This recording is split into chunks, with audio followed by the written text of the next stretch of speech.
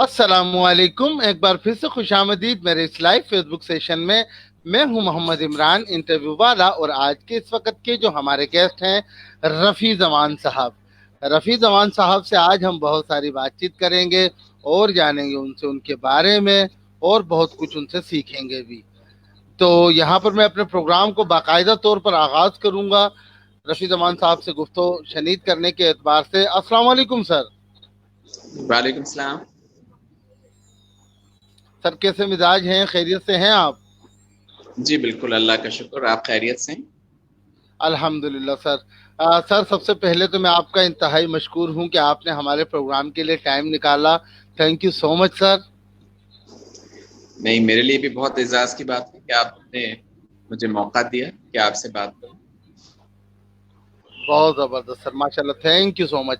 اچھا سر، یہاں پر پروگرام کے آغاز میں بہت سارے ناظرین ہمارے ساتھ براہ راست جڑ جائیں گے جو آپ کے اور میرے سیشن کو دیکھیں گے باقاعدہ لائیو میری فیس بک پروفائل سے، اور بہت سارے ناظرین ہمارے ایسے بھی ہیں جو ہمارے سیشن کو ریکارڈڈ دیکھتے ہیں۔ ان تمام تر دیکھنے والے ناظرین کے لیے کائنڈلی آپ اپنا ایک زبانی جامع تعارف کروا دیجئے گا جس سے لوگ آپ کے بارے میں بخوبی جان سکیں۔ اچھی بات ہے۔ عمران صاحب، میری پیدائش لڑکانہ کی ہے، اور میں وہاں پہ تقریباً میں نے میٹرک وہاں سے کیا۔ ابتدا میں ہمارا ایک انگریزی اسکول ہوتا تھا، مشنری سینٹ جوزفس کانوینٹ، وہاں سے 8ویں جماعت تک تعلیم حاصل کی۔ پھر اس کے بعد وہاں پہ گورنمنٹ اسکول تھا جہاں سے میں نے میٹرک کیا۔ پھر ہم کراچی آ گئے، اور پھر یہاں سے میں نے گریجویشن کیا، اور پھر کچھ عرصہ میں نے ایک ایڈورٹائزنگ ایجنسی تھی انٹرنیشنل، اس میں کام کیا، اور پھر سول سروس کا امتحان دے کے CSS جسے کہتے ہیں 86 میں نے فورن سروس جوائن کی۔ اور ہلو، جی جی بالکل بالکل، مجھے آپ کی آواز آ رہی ہے سر۔ اچھا، آپ کا وہ اسکرین غائب ہو گیا، اس لیے مجھے نہیں، نظر نہیں میرا اسکرین بالکل بالکل موجود ہے سر، وہ شاید آپ کو ایسا لگ رہا ہوگا، آپ مجھے نظر آ رہے ہیں بالکل۔ اچھا اچھا، اینی وے، تو پھر میں نے یہاں سے سول سروس فورن سروس جوائن کی 1986 میں، اور پھر جیسے کہ ہوتا ہے فورن سروس میں آپ کی پوسٹنگز مختلف ممالک میں رہتی ہے۔ میری سب سے پہلی پوسٹنگ سعودی عربیہ میں ہوئی، پھر ہم اعلیٰ تعلیم کے لیے ماسٹرز کے لیے یونیورسٹی آف لندن چلے گئے۔ وہاں پہ جو کالج ہے school of oriental and African studies, وہاں سے میں نے انٹرنیشنل پالیٹکس میں ماسٹرز کیا، اور پھر واپس آ کے اسپین پوسٹنگ ہوئی، پھر وہاں سے ڈھاکہ گئے، پھر واپس آئے منسٹری میں، پھر فرانس میں پوسٹنگ رہی پیرس میں، اور اس کے بعد I went as ambassador high commissioner to Nairobi, جہاں پہ میں وہاں پہ permanent representative to the United Nations Environment Program or United Nations Habitat. I became permanent representative of these two UN organizations. اور پھر وہاں سے میری پوسٹنگ ہوئی یعنی نیروبی سے واپس اسلام آباد، and I came here in Islam Abad as additional foreign secretary for Europe، اور اس کے بعد دوبارہ ڈھاکہ پوسٹنگ ہوئی۔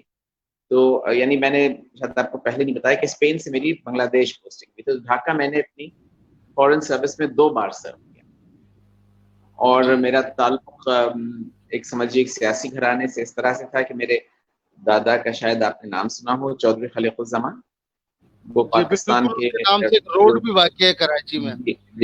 وہ فاؤنڈنگ فادرز میں سے تھے پاکستان کے۔ He was one of the close associates of Quaid Azam. Pakistan کا جو 1940 میں ریزولوشن پاس ہوا تھا، اس کی تائید ہمارے دادا ہی نے کی تھی۔ پھر ہم لوگ پارٹیشن کے بعد لڑکانہ آ گئے تھے، میری پیدائش وہیں ہوئی۔ پھر میری والدہ جو تھیں وہ لڑکانہ میں کافی انوالو ہو گئی تھیں، سیاست میں بھی، سوشل ورک میں بھی۔ تو یہ ایک چھوٹا سا تعارف ہے میرا، تو میں نے کہا آپ کو بتاؤں۔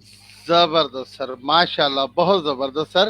اچھا سر، یہ بتائیے گا، دنیا کے بیشتر ممالک کا سفر کیا، مختلف پوسٹنگز پر رہے، دنیا کے بہت سارے ممالک گھومے، لاڑکانہ میں پیدائش ہوئی، آپ کی اس لائف جرنی میں آپ نے زندگی میں بہت کچھ سیکھا ہوگا، بہت کچھ دیکھا ہوگا، اس بارے میں سر کچھ بتائیے گا پلیز۔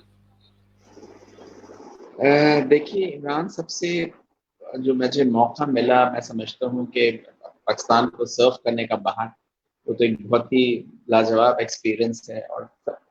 اور سب سے پہلی پوسٹنگ جو میری تھی وہ سعودی عربیہ میں جدہ میں تھی، جہاں پہ کہ لاکھوں پاکستانی رہتے ہیں، اور بہت سے ایسے بھی ہیں جو کہ اللیگل ہوتے ہیں اور عمرے اور حج کے لیے آتے ہیں، وہاں ٹک جاتے ہیں، تو جو کہ زیادہ تر غریب ہوتے ہیں.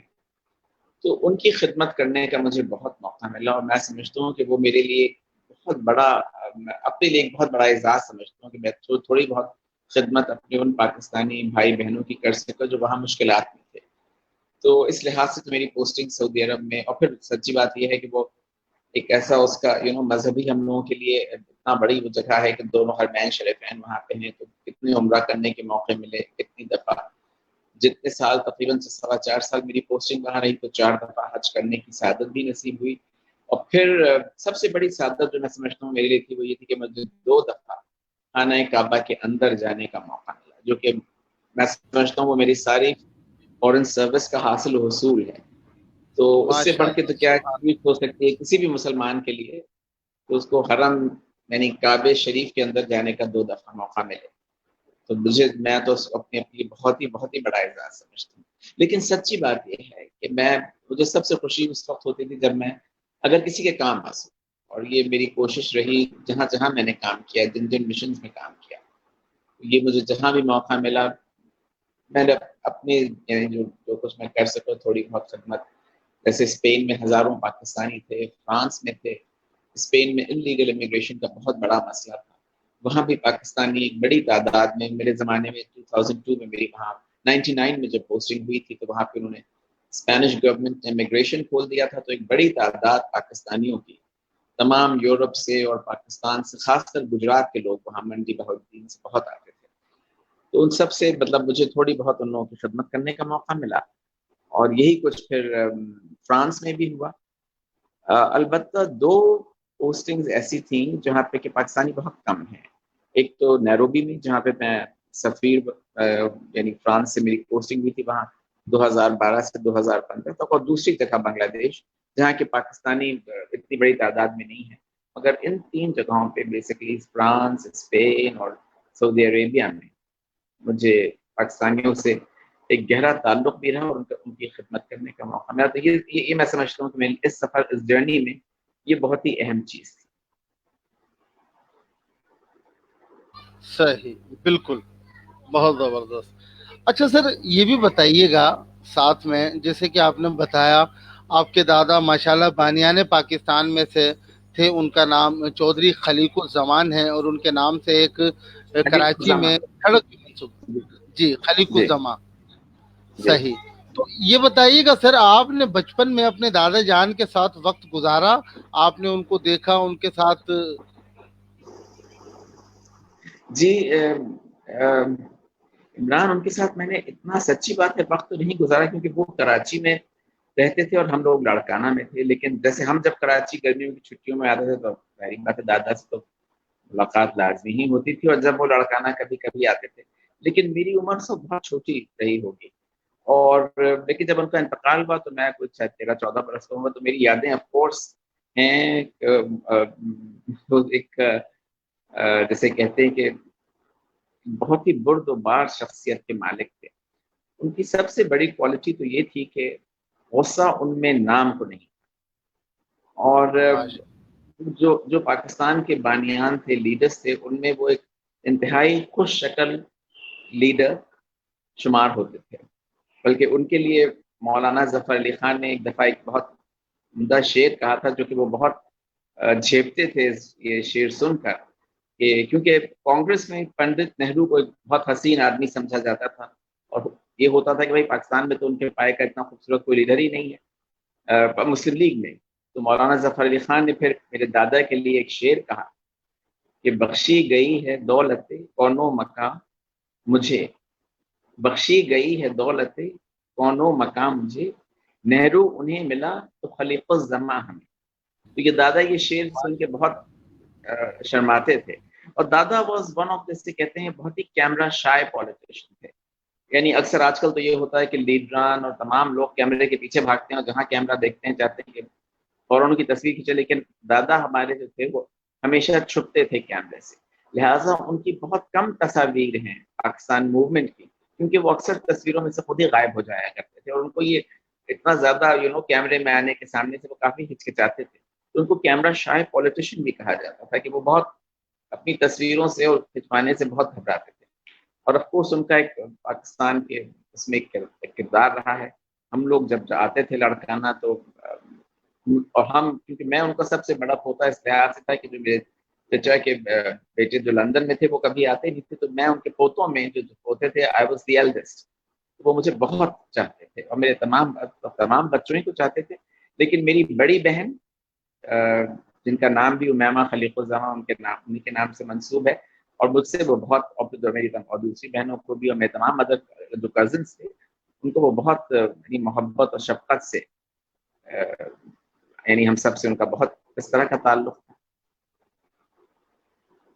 صحیح، ماشاء اللہ. ایک تو چیز میں آپ رفیع کو یہ جی بتاؤں، ایک دلچسپ آپ کو جی یہ جی جی جی بات بتاؤں کہ کیونکہ میری والدہ بھی سیاست میں لڑکانہ میں حصہ لیتی تھیں، اور جب یہ 1964 کے الیکشنز ہو رہے تھے تو جو بی ڈی کے الیکشن جو ایوب خان اور فاطمہ جناح جو الیکشن سے، تو میری والدہ جو تھی وہ فاطمہ جناح کی طرف سے انہوں نے الیکشن لڑا، اور میرے دادا جو تھے اور میری جو دادی بھی تھیں اور جو میری دادی تھی وہ لوگ آف کورس ایوب خان کے ساتھ تھے. تو دادا کو جب پتا چلا تھا کہ میری والدہ جو ہیں وہ ایوب خان کے خلاف الیکشن لڑ رہی ہیں، تو آف کورس ان کو انہوں نے پہلے تو اجازت دی تھی، انہوں نے پوچھا تھا کہ بھائی، میری والدہ نے ان کو فون کر کے لڑکانا سے پوچھا کہ بھائی میں الیکشن میں حصہ لینا چاہتی ہوں، آپ کی اجازت ہے؟ تو کہا ضرور. لیکن جنگ اخبار نے پھر جب میری مدر نے، امی نے فارم بھر کے بھیجا فاطمہ جناح کی طرف سے، جو کہ کاؤنسل کاؤنسل مسلم لیگ تھی، جنگ اخبار نے پھر ایک اس زمانے میں ایک ہیڈنگ لگائی تھی کہ بہو مخالفت میں اور سسر موافقت میں. لیکن پھر دادا نے امی کو کبھی اس بات پہ ٹوکا نہیں، اور امی الیکشن لڑا اور وہ ہار گئی. اس زمانے میں ایوب خان کا بہت زور تھا بیسٹ پاکستان میں. تو اس طرح سے مگر دادا نے اپنا کبھی ناراضی کا اظہار کبھی بھی. صحیح، زبردست. اچھا سر، یہ بھی بتائیے گا جیسے کہ دادا جان کا تعلق بھی پالیٹکس سے تھا، والدہ محترمہ کا تعلق بھی پالیٹکس سے تھا، تو مطلب آپ کا ایک سیاسی گھرانہ رہا. آپ نے کبھی سیاست میں آنے کا ایز اے پولیٹیشین الیکشن لڑنا یا کسی پولیٹیکل پارٹی کو جوائن کرنا، لوگوں کی خدمت کے اعتبار سے، جیسے کہ آپ نے کہا کہ آپ کے اندر بھی وہی جذبہ ہمیشہ ہوتا ہے اور آج بھی ہے؟ دیکھیے عمران، میں سمجھتا ہوں کہ آپ ضروری نہیں کہ آپ سیاست نہیں رہ کے لوگوں کی خدمت کریں. مجھے یہ موقع اللہ تعالیٰ نے فورن سروس میں فراہم کر دیا، تو میرے لیے تو یہ بہت ہی، میں سمجھتا ہوں جیسے کہ میں نے بھی آپ کو بتایا کہ سعودی عربیہ میں، فرانس میں اور اسپین میں مجھے یہ موقع اللہ میاں نے دیا. لیکن آف کورس سیاست، میں سمجھتا ہوں کہ اس کے لیے آپ کو بہت ہی ڈھیٹ بننے کی بھی ضرورت ہے، اور آج کل کی سیاست تو میں سمجھتا ہوں اس سے بہتر ہی ہے کہ تھوڑا سا اسے دور ہی رہا جائے. لیکن یہ ایک بہت ہی اچھا کام ہے، آپ یہ نہیں کہہ سکتے کہ اور میرے والد بہت اس بات پہ کین تھے کہ میں فورن سروس جوائن کروں. وہ شروع سے ہمیشہ سے ان کی یہ خواہش رہی تھی کہ میں سروسز میں ہوں، سول سروسز میں ہوں، کیونکہ انہوں نے انگریزوں کا زمانہ دیکھا تھا، آئی سی ایس اور لوگوں سے بہت دوست، ہمارے خاندان میں لوگوں کی دوستیاں تھیں. تو میرے والد کی بڑی یہ خواہش تھی کہ میں سروس جوائن کروں. تو ایک یہ بھی تھا، ایک یہ بھی وجہ تھی کہ میں نے اپنے سروس، فورن سروس میں میرا سلیکشن ہوا تھا 1986 میں.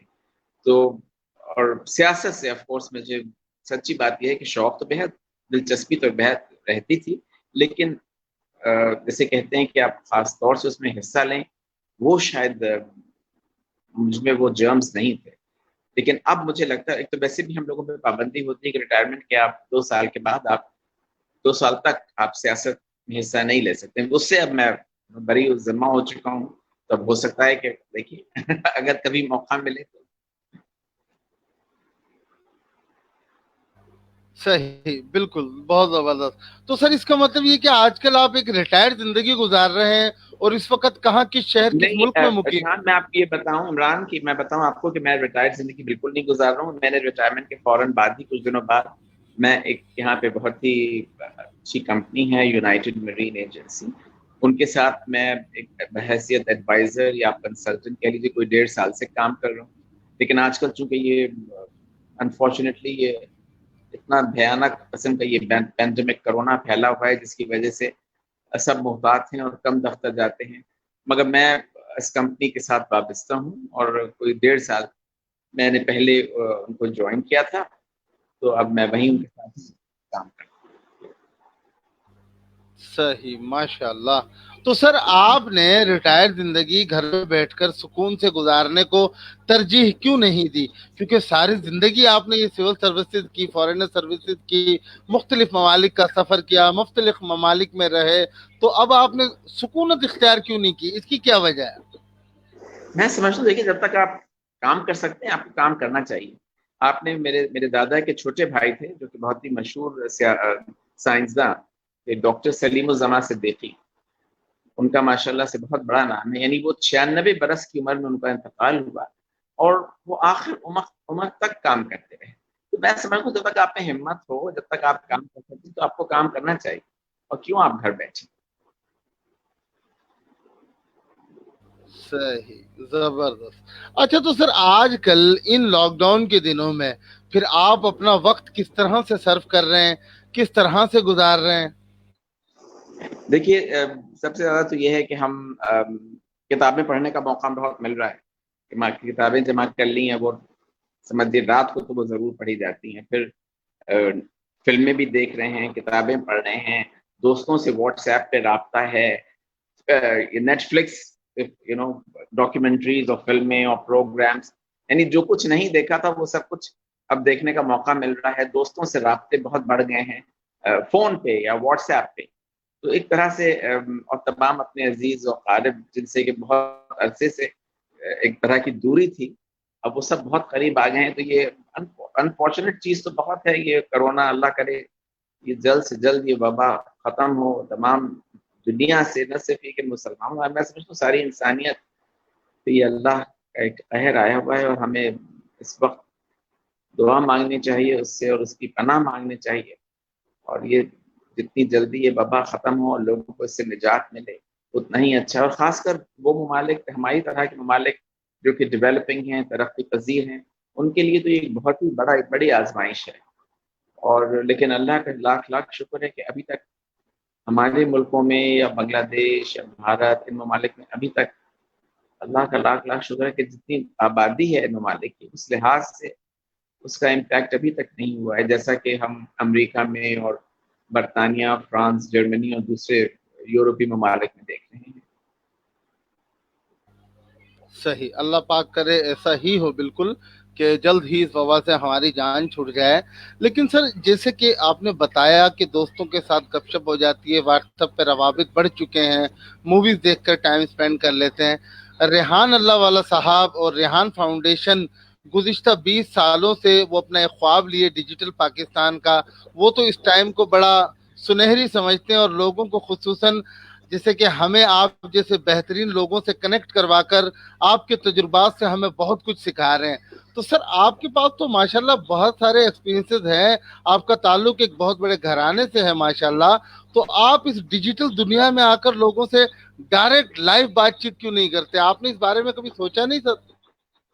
نہیں, سچی بات ہے, یہ میں نے بالکل نہیں سوچا. لیکن ریحان اللہ والا صاحب سے میری برابر, بلکہ آج بھی صبح بات, مطلب میں نے کچھ اس طرح سے ہو رہا ہے کہ جب وہ مجھے میسج کرتے ہیں تو میری بات نہیں پاتی, لیکن برابر میں ان سے کانٹیکٹ میں ہوں.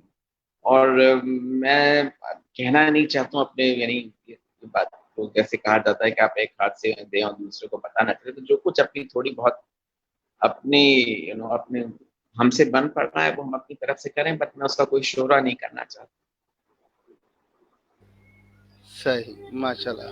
تو سر مستقبل میں امید کی جا سکتی ہے آنے والے دنوں میں آپ کا ڈیجیٹل دنیا میں آنا اور اپنے ایکسپیرینسز شیئر کرنا لوگوں کے ساتھ؟ ضرور, بالکل. میں اصل میں جیسے کہتے ہیں نا کہ میں آج کل کی تو یہ نئی جنریشن جو ہے, یہ جیسے آپ لوگ ہیں ماشاء اللہ سے, وہ لوگ انتہائی کمپیوٹر سیوی ہیں, اور مجھے یہ چیزیں ذرا مشکل سے سمجھ میں آتی ہیں. میری بہنیں جو ہیں اس معاملے میں بہت ہوشیار ہیں, وہ لوگ بڑی ایکسپرٹ ہیں. مجھے میرے لیے ذرا اصل میں اس پہ جانا تھوڑا مشکل ہوتا ہے, مجھے یہ چیزیں تھوڑی مشکل سے سمجھ میں آتی ہیں. صحیح، کوئی بات نہیں سر، وہ تو ہم آپ کو سکھا دیں گے انشاءاللہ. اب ہم آپ کے ساتھ براہ راست رابطے میں ہیں، واٹس ایپ کے تھرو بھی، ہر لحاظ سے، تو انشاءاللہ کوئی مسئلہ نہیں. بالکل آپ کوشش کیجئے، شروعات کیجئے، انشاءاللہ ہم آپ کے ساتھ ہیں، ریحان فاؤنڈیشن آپ کے ساتھ ہے انشاءاللہ. بہت بہت شکریہ. اچھا سر، یہ بھی بتائیے گا، ساتھ ساتھ میں جاننا چاہوں گا، جیسے کہ ماشاءاللہ آپ نے بتایا، کیونکہ ظاہر ہے آپ کا شروع سے ہی گھرانہ اس اعتبار سے تھا، ایک جذبہ تھا لوگوں کی مدد کرنے کے اعتبار سے، ایک محبت تھی اپنے لوگوں سے، وطن سے. تو آپ مختلف ممالک میں رہے، تو وہاں پر موجود مقیم پاکستانی مختلف مسئلے مسائل کے اعتبار سے آپ سے رابطہ کرتے ہوں گے. تو اس طرح کے کچھ تجربات رہے آپ کے بیرون ممالک؟ دیکھیے، ریٹائرمنٹ کے بعد تو آف کورس اس طرح سے کوئی رابطہ نہیں ہوتا، لیکن جب تک سروس میں رہے، اور جیسے میں نے آپ کو شروع میں بھی بتایا ہے کہ جہاں دوران سروس. دوران سروس، جی دوران سروس تو آف کورس بہت مستقلی رابطے میں رہتے تھے. بلکہ ابھی سچی بات تو یہ ہے کہ ابھی ریٹائر ہونے کے باوجود بھی بہت سے ایسے لوگ، کیونکہ اب واٹس ایپ کی ایک ایسی سہولت اور ایک فیسلٹی کہ ساری دنیا سے آپ کنیکٹ ہو گئے، اور پرانے لوگ، کانٹیکٹس جو آپ کے، جن کو کہ آپ بھول چکے تھے، وہ کہیں نہ کہیں سے ڈھونڈ کے آپ کو سے مل لیتے ہیں آپ سے. تو آف کورس وہ تو بہت برابر ہی رابطے میں رہتے تھے دوران سروس بھی. میں نے آپ کو بتایا کہ جدہ میں، میڈرڈ میں، فرانس، پیرس میں، ان سب جگہوں پہ بہت ہی گہرا اور لوگوں سے تعلق رہتا تھا، تمام پاکستانیوں سے، وداؤٹ اینی ڈسٹنکشن. تو اور وداؤٹ اینی ڈسکریمنیشن کہ کوئی کہاں سے ہے، ہمیں سے کوئی فرق نہیں پڑتا تھا. میری ان تمام پاکستانیوں سے، چاہے وہ کس لیول ہی کے کیوں نہ ہوں، میں ان کے بہت ہی قریب رہا ہوں. اور کبھی یہ میری پوزیشنز جو ہیں یہ میرے آڑے نہیں آئی ہیں. میں نے ہمیشہ کوشش یہی کی ہے کہ جو بھی، چاہے وہ لیبرز ہوں، چاہے وہ الیکٹریشینز ہوں، چاہے وہ ریسٹورینٹس میں کام کرتے ہوں، ویٹرز ہوں، یا کسی بڑی ہائی پوزیشن پہ ہوں، ان سبھی سے میرا بہت اچھا تعلق رہا ہے. اور میں ذرا I would go rather out of the way to help. جسے کہتے ہیں نا کہ جو لوگ زیادہ نیڈی ہوتے تھے، ان کے ساتھ I would get connected with more than others. تو اور یہ کر کے مجھے ایک بہت ہی اچھی فیلنگ ہوتی ہے جب آپ کسی کے کام آ جائیں اور کسی کی مدد کریں. تو اس سے کیا اس سے زیادہ اچھی بات میں سمجھتا ہوں کوئی ہو نہیں سکتی. صحیح، بالکل. اچھا سر، ایک بات اور بھی میں آپ سے ضرور جاننا چاہوں گا. اور یہ چیز شاید میں آپ سے کہتا چلوں کہ یہ چیز میں نے اپنی والدہ سے انہیریٹ کی. کیونکہ میری والدہ ماشاء جب لڑکانہ میں تھیں تو انہوں نے لڑکانہ میں جس طرح سے لوگوں کی خدمت کی ہے، جس طرح سے لوگوں کے وہ کام آئی ہیں، تو بہت کم لوگ جانتے ہیں کہ میری والدہ نے اپنی زندگی جو تھی وہ صرف لوگوں کی خدمت کے لیے وقف کر دی. صحیح، بہت زبردست. اچھا سر، میں ایکچولی یہ بھی آپ سے ضرور جاننا چاہوں گا، جیسے کہ آپ فورن سروسز میں رہے، ہمارے پاکستانی نوجوان ماشاءاللہ انتہائی talented and most well educated آج کل ہیں، ماشاءاللہ بہت تعلیم یافتہ نوجوان ہیں، اور وہ اس وقت اس حوالے سے بے روزگار ہیں، نوکریوں کے خواہش مند ہیں. تو کیا ایسا کیا ہونا چاہیے، ایسی کون سی تعلیمی قابلیت ہونی چاہیے جس سے بندہ فورن سروسز جوائن کر سکتا ہے؟ اس بارے میں کچھ گائیڈ لائن دے سکتے ہیں سر؟ دیکھیے، ایک تو مجھے سچی بات یہ بڑے افسوس سے کہنا پڑتا ہے کہ آج کل جو ہماری نوجوان نسل ہے وہ سروسز میں آنے کی شاید اتنی خواہش مند نہیں ہے. اس کی ایک بڑی وجہ تو یہ ہے کہ جو آپ کے فائنینشیل، جو آپ کو یعنی سیلریز اور پیکج وغیرہ جو آپ کو پرائیویٹ کمپنی سے ملتا ہے، وہ اب آپ کو گورنمنٹ سروس میں نہیں ملتا ہے. اسی لیے ہم دیکھتے ہیں کہ زیادہ تر یہ جو نوجوان بچے ہیں، لڑکے لڑکیاں، یا تو وہ میڈیسن میں جاتے ہیں، یا اب اس سے بھی زیادہ کمپیوٹر سائنس اور نئے یہ جو ایجادات، نئے سبجیکٹس نکل رہے ہیں، ڈسپلن، آئی ٹی اتنا بڑا فیمس ہو گیا ہے، اور آن بینکنگ ہے، لائن یہ جو ہیں، یہ سب چیزیں زیادہ اٹریکٹیو ہیں فائنینشلی اسپیکنگ. تو بچے جو ہیں ان جگہ ان شعبوں میں زیادہ جا رہے ہیں، اور جس کی وجہ سے وہ پریشر، اور سچی بات یہ ہے کہ ابھی شاید جب پچھلا رزلٹ آیا تھا تو وہ انتہائی، یعنی میں سمجھتا ہوں بہت ہی تکلیف دہ تھا، کیونکہ بہت کم لوگوں نے وہ امتحان پاس کیا سول سروسز کا. تو اس کی بڑی ایک وجہ یہ ہے کہ لوگ اب ان سروسز میں مطلب انٹرسٹڈ نہیں ہے جانے کی. اور لیکن یہ ایک بہت ہی افسوسناک پہلو ہے. یہ میں سمجھتا ہوں کہ ہمارے جو نوجوان نسل ہے، جو بچے تعلیم یافتہ ہیں، جو پڑھ رہے ہیں، ان کو اس طرف رخ کرنا چاہیے. اور اپنا یعنی اور یہ میں تو بہت اچھی، میں نے سمجھی اپنی ساری زندگی فورن سروس میں گزار دی. اور جسے کہتے ہیں کہ اگر آپ پیچھے مڑ کے دیکھتے ہیں تو میں نو ریگریٹس، بلکہ میں تو اپنے آپ کو بہت ہی ایک سیٹسفائڈ انسان سمجھتا ہوں کہ ہم کسی کے سروس کے دوران کسی کے کام آ سکے. اور آپ اور اس نسل اور ہمارے پاکستان کو اسپیشلی بیوروکریسی کو اور اس کے جو بیوروکریسی کا ڈھانچہ ہے، اس کو یعنی بریلینٹ لوگوں کی ضرورت ہے. یہ ایک میں سمجھتا ہوں کہ یہ ہماری جو نئی نسل ہے اس کو تعلیم حاصل ضرور کریں جہاں پہ بھی کریں، لیکن سول سروسز کی طرف بھی آنا چاہیے تاکہ وہ ملک اور قوم کی خدمت اس ذریعے سے بھی کر سکیں. صحیح، بالکل. لیکن سر مطلب سول سروسز جوائن کرنے کے لیے خصوصاً اس طرح کی پوسٹنگ فورن سروسز، ان کے لیے کس طرح کی تعلیمی قابلیت ہونا ضروری ہے؟ اس بارے میں تھوڑا سا کچھ بتا سکتے ہیں؟ دیکھیے، جب آپ سول سروسز کا امتحان دیتے ہیں، یعنی سینٹرل CSS جسے ہم کہتے ہیں، تو اس میں مختلف سروسز ہیں. اس میں صرف فورن سروس ہی نہیں، یعنی اب پاکستان ایڈمنسٹریٹو سروس ہے، پولیس ہے، کسٹمز ہے، انکم ٹیکس جسے ہم IRS کہتے ہیں، اور یہ مختلف سروسز ہیں. تو اس کے لیے بیسک جو منیمم کوالیفیکیشن ہے وہ BA، اس کے بعد آپ امتحان دیتے ہیں گریجویشن. لیکن زیادہ تر کیونکہ انتہائی یہ ٹف امتحان ہوتا ہے اور کمپٹیشن بہت ہوتا ہے، لہٰذا آپ ماسٹرز کر کے آپ اس میں یعنی حصہ لیتے ہیں ان امتحانات میں. اور جب آپ کامیاب ہو جاتے ہیں تو پھر آپ کے میرٹ کے حساب سے آپ کو یعنی سروس دی جاتی ہے. کچھ لوگ پاکستان ایڈمنسٹریٹو سروس میں جاتے ہیں، کچھ پولیس میں جاتے ہیں، کچھ انکم ٹیکس IRS جیسے میں نے کہا. تو اس طرح کی سروس آپ کو اکارڈنگ ٹو میرٹ ملتی ہے، لیکن اس کا منیمم کوالیفیکیشن جو ہے وہ بیچلرز ہے. لیکن زیادہ تر یعنی میں سمجھتا ہوں 90% اور مور دین دیٹ لوگ جو ہیں وہ ماسٹرز کے بعد اس امتحان میں حصہ لیتے ہیں. صحیح، بہت زبردست سر. ماشاءاللہ بہت اچھا لگا سر آپ سے بات کر کے. ماشاءاللہ کافی خوشی محسوس ہو رہی ہے آپ سے بات کر کے، آپ کے تجربات سن کر. یہاں پر میں نے آپ کا وقت تو خیر کافی لے لیا ہے، جبکہ آپ نے کہا تھا مختصر وقت ہے آپ کے پاس، لیکن پروگرام کے آخر میں جاتے جاتے آپ کی جانب سے ایک مثبت پیغام ضرور چاہوں گا، پھر اس کے بعد سر آپ سے اجازت چاہوں گا. جی، میں سمجھتا ہوں کہ آج کل بدقسمتی سے جو یہ پینڈیمک کرونا وائرس پھیلا ہوا ہے، اس پہ ہم سب کو یعنی بہت محتاط رہنے کی ضرورت ہے. اور میری تمام لوگوں سے اپیل ہوگی کہ وہ جو ریسٹرکشنز جو ہمارے ڈاکٹرز جو ہمارے وہ ہمیں بتاتے ہیں ان کو ہم اسٹرکٹلی فالو کریں. آج کل یہ جو اب ایک اعلان ہوا ہے کہ جی مسجدوں میں جائیں، تراویح پڑھیں، میرے خیال ہے اس سے بالکل پرہیز کرنا چاہیے.